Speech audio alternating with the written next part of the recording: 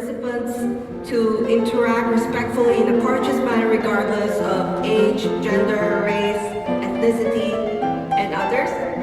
So we have an exciting conference. We have 2,340 main track papers, and I'm going to announce later what are the 3 outstanding papers for the conference.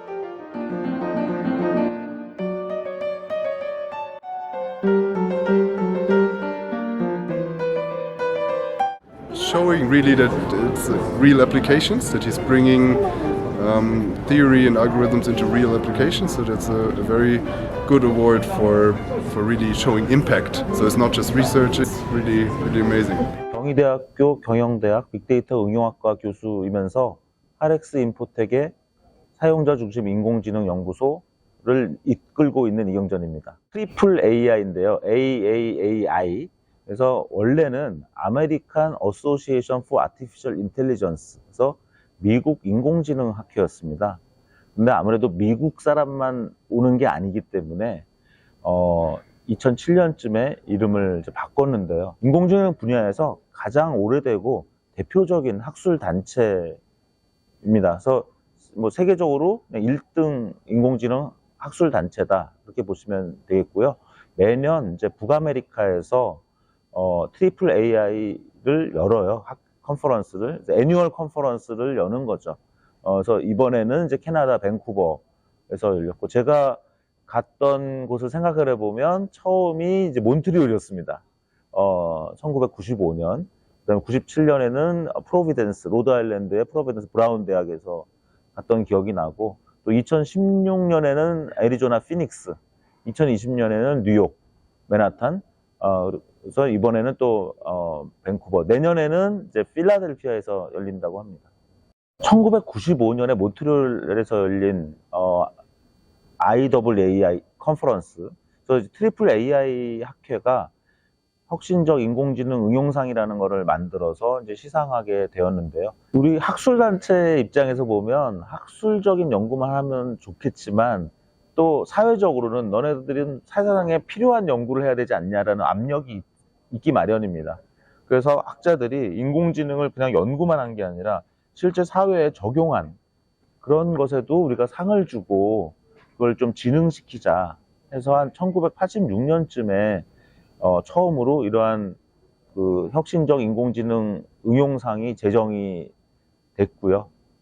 이제 그것이 계속 이어져서 이제 뭐 20몇 회, 30몇 회 이렇게까지 지금 오고 있는 상황입니다. 길게 설명드리면 또 많은데 처음에는 정말 현실에 적용된 데만 딱 발표했어요. 한 10개만 딱 발표했어요. 너무 그러면 너무 힘들다 해서 넓혔는데 여전히 상을 주는 거는 정말 현실에 적용된 아주 소수만 상을 주는 그런 학회라고 보시면 되겠습니다. 너무 좋은 질문을 해주셨는데요. 제가 첫 번째, 두 번째는 당시 현대건설, 대우조선이니까 굉장히 대기업이죠. 근데 제가 세 번째 받은 회사는 안산 시화공단에 있는 프론텍이라는 현대자동차나 이런 자동차 회사의 그 너트를 납품하는 그런 회사의 품질 관리 시스템을 개발했습니다. 중소기업, 중소제조기업을 위한 AI를 개발한 거였죠. 이번에 하렉스 인포텍과 개발한 것도 사실은 그렇습니다. 하렉스 인포텍 자체가 이제 중소중견기업이고요. 그리고 하렉스 인포텍의 박경영 사장님이 강조하시는 건 뭐냐면 어떤 소상공인, 중소기업, 개인 사업자를 위한 AI를 만들자는 것이 그분의 아주 지론입니다. 그러면서 어떤 철학을 만드셨는데 사용자 중심 인공지능, 유저 센트릭 아티피셜 인텔리전스라는 그러한 철학을 제시하시면서 저랑 같이 연구하자고 하셨어요. 그래서 어떻게 보면 중소기업이 주도하면서 중소기업과 소상공인 개인 사업자를 위한 그러한 AI를 개발했다는 면에서 좀 차별성이 있다고 생각합니다. 우리가 맨날 AI 하면 구글, 오픈 AI, 아마존, 마이크로소프트, 네이버 이렇게 큰 기업의 AI만 얘기하는 것이 하나의 세태라면 이런 중소, 중견 기업도 AI를 개발하는 리더가 될 수 있고 또 그 기업이 여러 작은 사업자들을 위한 AI를 개발했다는 면에서 그런 면에서 지속 가능성이 있는 그런 AI를 개발했다라고 생각을 하고 있습니다. 연구 과정에서 제일 재밌었던 것은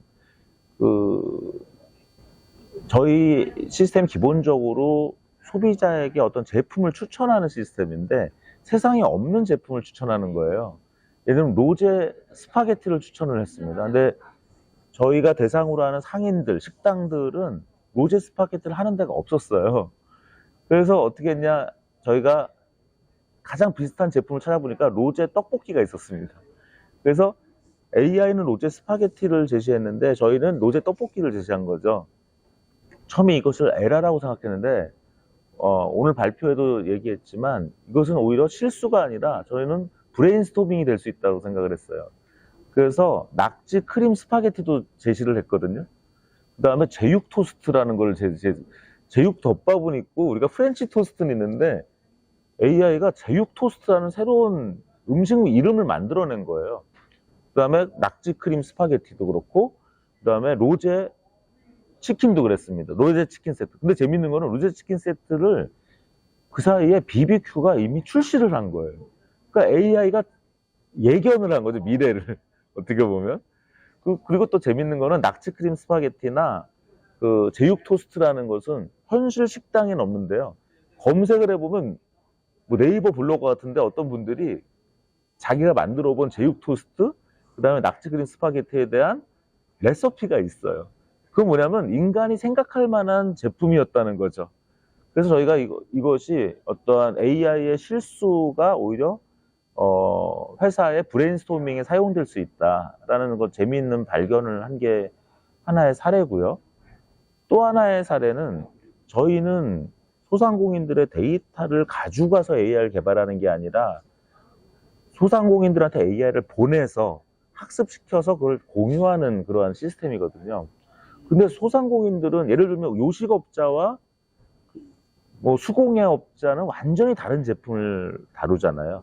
그럼에도 불구하고 이것을 같은 AI 시스템 만들려면 좀 쉽지는 않았는데 그래서 어떻게 했냐면 저희가 AI의 전체를 공유하는 게 아니라 서로 공유할 부분 핵심만 공유하고 나머지는 알아서 공유 안 해도 되도록 설계를 했습니다. 그래서 저희 이번 연구 논문 제목에 글로컬라이즈드라는 표현이 글로컬이라는 표현이 있는데 이게 뭐냐면 글로벌하면서도 로컬하다는 거죠. 그래서 각 소상공인들의 각자의 형편을 고려하면서도 또 그것을 글로벌라이즈하는, 그것도 사실은 처음에 프로젝트 할 때는 전혀 예상하지 못했던 문제고 처음엔 난관으로 생각했는데 그 문제를 해결하려다 보니까 정말 이 문제를 해결할 수 있는 방법론을 찾았다는 면에서는 굉장히 기쁜 일이었고, 실제로 이것이 AI 학문 분야에도 어떤 기여를 많이 했다고 생각을 합니다. 그거는 제가 스스로 평가하기는 어려운데요.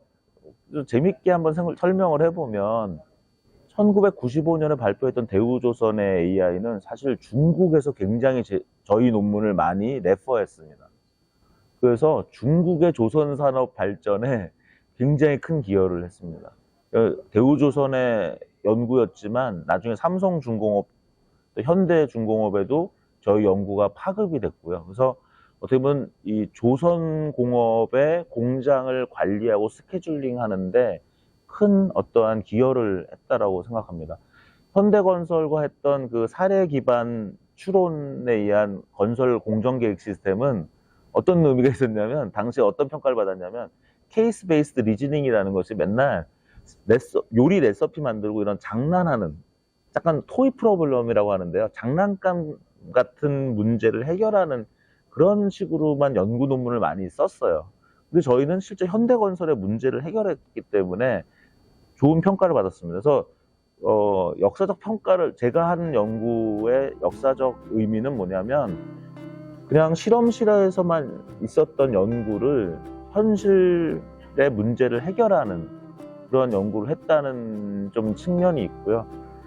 세 번째 받았던 상의 경우는 굉장히 작은 버짓으로 개발했어요. 저예산으로. 그러니까 AI가 늘 비싸진다고 생각하면 안 되고 AI를 굉장히 중소기업도 저예산으로 개발할 수 있다는 걸 보여준, 그래서 막 굉장히 많은 돈을 들이고 힘들게 많은 사람을 투입해서 개발하는 것이 아니라 저예산으로 굉장히 빨리 개발할 수 있다는 걸 보여줘서 상을 받은 것 같아요. 세 번째 상은. 그리고 중소기업을 늘 막 미국의 백악관을 도와주는 AI 뭐 이런 큰 조직을 위한 AI 개발을 한 것이 주로 상을 받았습니다, 그동안. 그런데 이제 그런 것이 있고요. 이번에 하렉스 인포텍과 했던 거는 이제는 중소기업이 개발한 AI를 넘어서 아예 소상공인을 위한 AI. 그러니까 결국 AI가 점점 민주화되는 과정에 있는 거죠. 대우조선, 현대건설 같은 아주 대기업, 재벌기업에서 프론텍과 같은 중소기업, 그 다음에 더 나아가서 이제 소상공인을 위한 AI. 이렇게 해서 어떻게 보면 제가 했던 연구들이 그 시대의 어떠한 화두가 될 수 있는 문제를 해결하고 있다, 그렇게 보고 있습니다. 하렉스 인포텍의 UB 플랫폼은 이제 UB는 여러 뜻이 있지만 뭐 가장 직설적으로는 유저 베네핏입니다. 사용자한테 도움이 되는 그런 플랫폼이다라는 이제 개념을 갖고 있고 여러 뜻이 있을 수 있는데요. 또 굉장히 중요한 게 공유 플랫폼입니다. 사용자들 또는 사업자들이 서로 좋은 기능을 공유할 수 있게 한다라는 그런 의미가 있었고요. 저희가 연구를 하다 보니까 결국 AI를 공유하는 그런 플랫폼. 그래서 어떻게 보면 AI를 공유하는 플랫폼은 전 세계에 지금 UB 플랫폼밖에 없다, 이렇게 보고 있습니다. 하지만 이제 생소하기 때문에 사람들이 이것을 얼마나 잘 채택하냐라는 그런 어떠한 이슈가 있는데, 그것은 이제 사업자로서 계속 풀어나가야 될 문제고요. 그렇게 보고 있습니다. 연합학습은 아직도 AI 연구자들 또는 AI 전문가라는 분들도 세상에 그런 것이 어떻게 가능해라는 것을 모르는 분들이 많을 정도로 새로운 기술입니다. 사실 발표된 건 한 2017년에 발표됐고 오래되지 않아서 그걸 알게 되면 약간 마술처럼 느껴지는 거거든요. 왜냐하면 AI를 개발하려면 다 데이터를 모아서 내가 데이터를 가지고 있어야지만 AI를 개발할 거라고 당연히 생각을 하는데, 어떻게 데이터가 하나도 없어도 AI를 개발할 수 있는지, 데이터를 모으지 않아도 연합하는 방식으로 오히려 AI를 공유하는 그런 모델이어서 완전히 발상의 전환이 돼서 저는 그것을 알게 됐을 때 정말 놀랐고 지금도 놀랍습니다. 실험을 해보면. 그래서 상당히 매지컬하다고 하죠. 그러니까 우리가 직관적으로는 안 될 것 같은데 현실적으로는 오히려 되는, 그것이 이제 연합학습이고요.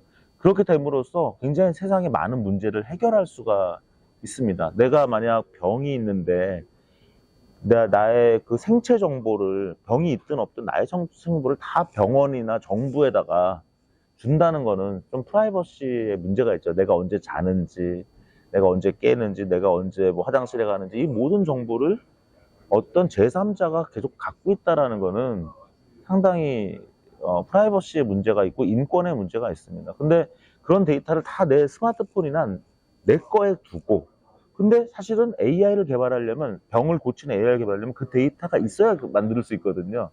그러면 개인은 그 데이터를 그대로 내 거에 갖고 있으면서도 그 AI를 개발하는데 협력을 할 수가 있는 거죠. 그런 것이 연합학습입니다.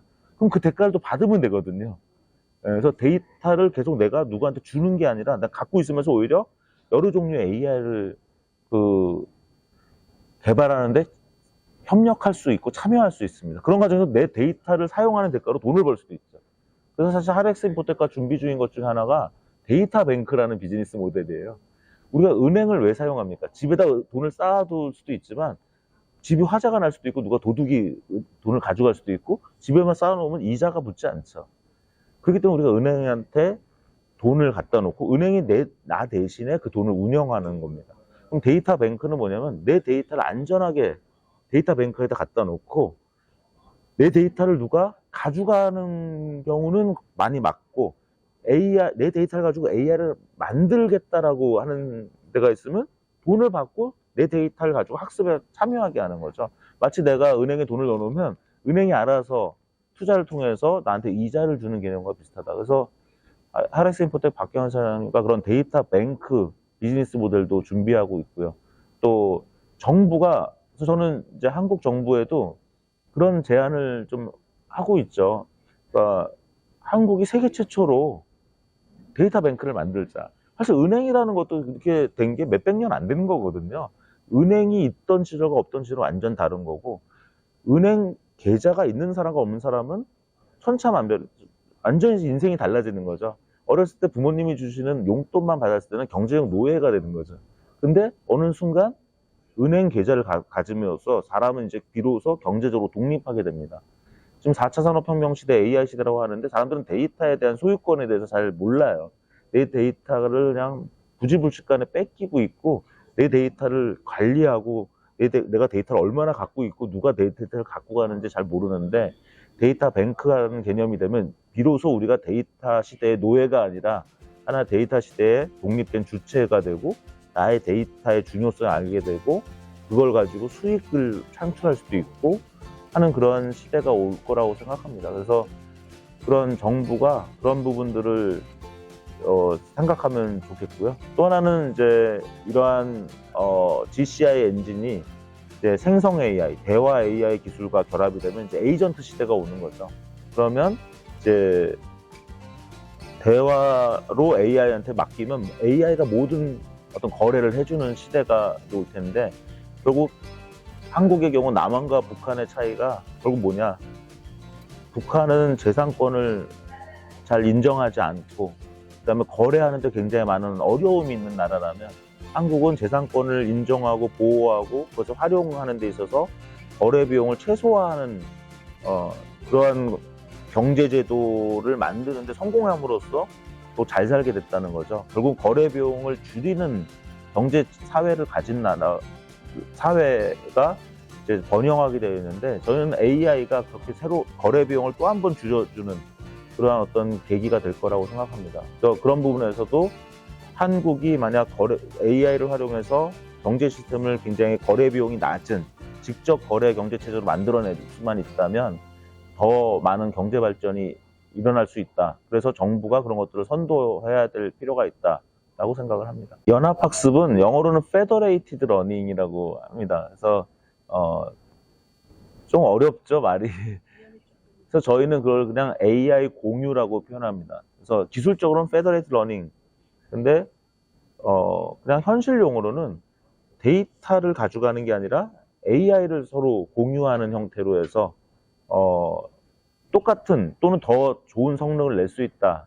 그러면서 상당히 이제 마법과 같은 그런 방법론이다라고 생각을 하고 있습니다. 이 부분은 박경영 사장님이 더 잘 설명하실 것 같은데요. 2023년에 윤석열 정부가 대한민국 윤석열 정부가 굉장히 세계에서 선도적인 디지털 권리장전이라는 걸 발표를 했어요. 그래서 이 디지털 시대에 어떤 개인이 가져야 될 여러 권리를 이야기했는데 권리장전이라는 말 그 자체에서 보이는 것처럼 좀 선언적이고 그걸 어떻게 구현해야 될 방법이 모호할 수 있겠죠. 근데 결국은 디지털 권리라는 것은 나의 데이터를 함부로 뺏기지 않아야 되고 나의 프라이버시가 보호받아야 되고 뭐 이런 것들이 기본이 될 텐데 저희는 그것을 이제 실제로 현실화하는 그런 시스템을 이제 만들었다는 면에서 의미가 있다고 생각합니다. 저희가 연구를 시작할 때는 AI 민주화라는 용어가 별로 없었어요. 근데 최근에 갑자기 전 세계적으로 AI 민주화라는 말이 나오고 있습니다. 저희는 이제 유저 센트릭 AI라는 것으로 시작을 했다면 전 세계적으로 갑자기 AI 민주화가 나오는데 AI 민주화는 크게 세 가지의 민주화입니다. AI 개발의 민주화, 그다음에 AI 사용의 민주화, 그다음에 AI 관리, 거버넌스의 민주화입니다. 뭐냐면 개발의 민주화는 좀 더 많은 사람이 참여하자는 거고요. 결국 핵 개발처럼 강대국 몇 개만 핵을 개발하는 게 아니라 다 같이 AI를 개발하자. 개발의 주체고요. 사용의 민주화는 뭐냐면 부자만 AI를 쓰는 게 아니라 가난한 사람도 쓰고 굉장히 많은 널리 AI를 쓰게 해서 AI를 못 쓰는 사람과 쓸 수 있는 사람의 격차를 줄이자 하는 것이 사용의 민주화입니다.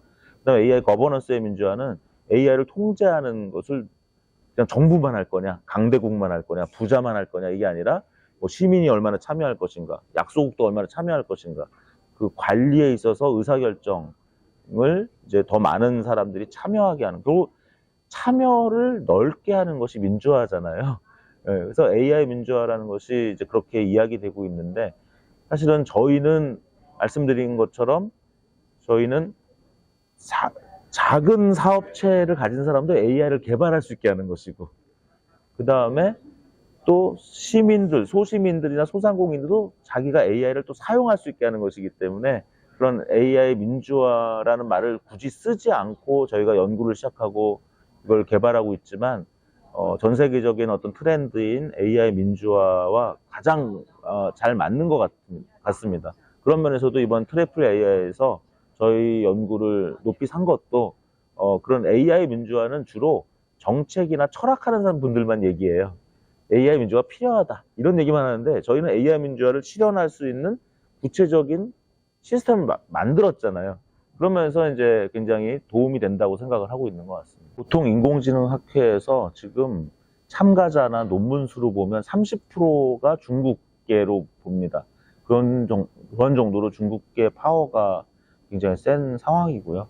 한국은 인구 대비로서는 많은 나라고, 그다음에 인구 대비로서 퀄리티 있는 논문이 많이 나오는 것이 강점으로 봅니다. 하지만 인구 수로 보면, 논문 수로 보면은 중국의 한 10분의 1이기 때문에 만약 중국이 30%라면 한국은 3%밖에 안 되는 거죠. 한 5%, 한 10%까지 늘어나야 되는데 한국의 강점은 그 대신 좋은 AI 회사들이 많다라는 게 또 한국의 강점이라고 전 세계에서 많이 보고 있습니다. 그래서 한국이 이제 AI 랭킹이 얼마냐라고 보통 얘기가 많이 되는데 이제 1등은 부동의 1등은 이제 미국이고요. 그다음에 이제 2등을 중국으로 봅니다. 근데 이제 캐나다가 최근에 딥러닝 기술의 원천 기술을 이제 토론토 대학이나 몬트리올 대학의 제프리 인튼 교수, 그다음에 조슈아 벤지오 교수 이런 분들이 가서 캐나다가 새로운 AI 강국으로 떠오르고 있는 상황이고요.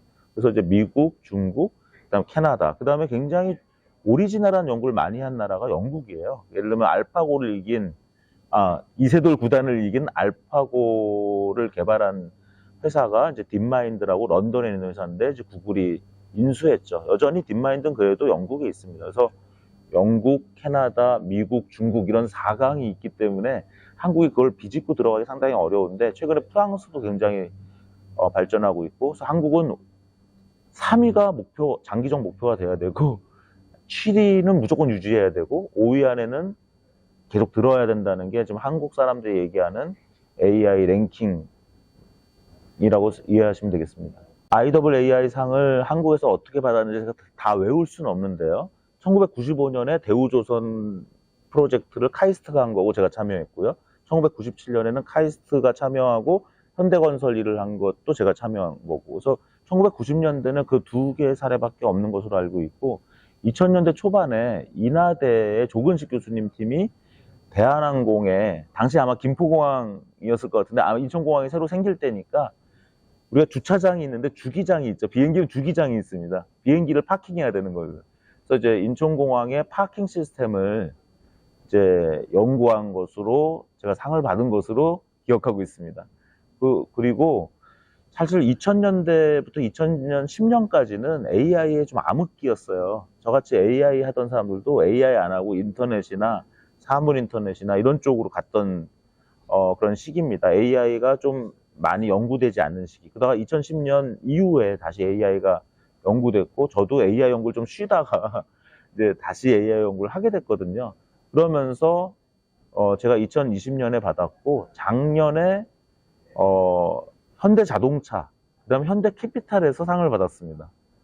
카이스트 팀이 있었고 또 경희대의 저의 동료인 박지영 교수님 팀이 작년에 받아서 작년에 한국이 2개를 받은 걸로 제가 알고 있고, 올해는 저희 팀, 저희 하렉스 인포텍과 경희대 팀, 그 다음에 현대캐피탈과 카이스트 팀이 그래서 한국이 또 2팀이 올해 상을 받았습니다. 1995년에 제가 받은 것은 당시로선 저는 이제 박사를 갓 졸업하는 시기였습니다. 그래서 저희 지도 교수님인 이재규 교수님, 카이스트 이재규 교수님께서 대우조선의 인공지능 시스템을 만드는 것을 했는데, 제가 운이 좋게도 석사 2년차 때부터 합류를 해서 5년 동안 연구를 했습니다. 1991년부터 1995년까지 연구한 것을 상을 받게 됐고요. 그때 제가 담당했던 것은 대우조선이 이제 큰 조선소니까 배에서 약간 앞부분과 뒷부분의 블락을 만드는 그걸 스케줄링하는 AI 시스템을 개발했었습니다. 그걸로 상을 받았고요. 1997년에는 현대건설의 그 아파트 베스트 공정계획 시스템을 받았습니다. 그래서 많은 건설회사는 입찰을 이제 하게 되는데요. 입찰할 때 사실 안 될지도 모르죠. 안 될지도 모르는 곳에 입찰을 해야 되는데 입찰하려면 공정표를 그려야 됩니다.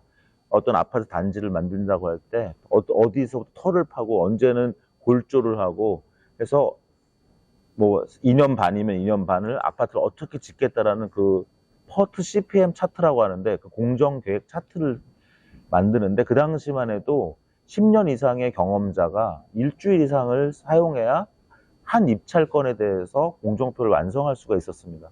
굉장히 고통스럽기 때문에 직원들이 어떤 입찰 기회가 있어도 그걸 얘기 안 하는 거예요. 왜냐면 이걸 얘기하면 내가 이제 밤을 새야 되고 주말에 집을 못 간다. 그렇기 때문에 그 당시에 이제 경영진에서는 우리가 입찰과 수주 활동을 굉장히 잘하기 위해서는 이 공정표를 작성하는 것을 AI로 빨리 작성하게 해주면 직원들이 굉장히 입찰 수주 활동에 적극적으로 나설 것이다.